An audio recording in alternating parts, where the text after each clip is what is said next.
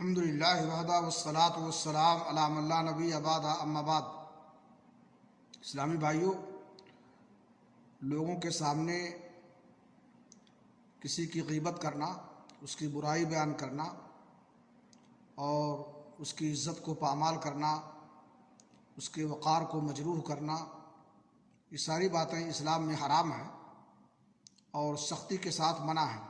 اس لیے آخرت میں ان پر کڑی سزا ہے اور عذاب ہے۔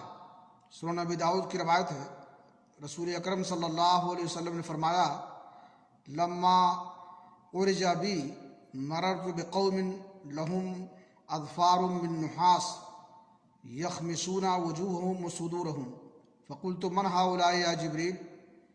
قال هؤلاء الذين يأكلون لحوم الناس ويقعون في أعراضهم۔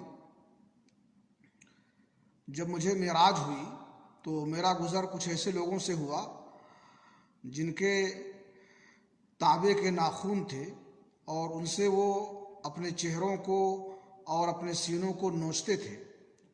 میں نے جبریل سے کہا کہ یہ کون لوگ ہیں؟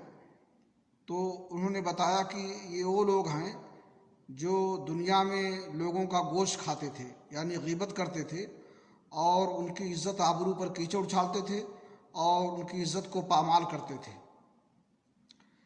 تو کسی کی غیبت کرنا، لوگوں کے سامنے کسی کی برائی بیان کرنا، یہ بڑا جرم ہے، اس پر آخرت میں کڑی سزا ہے۔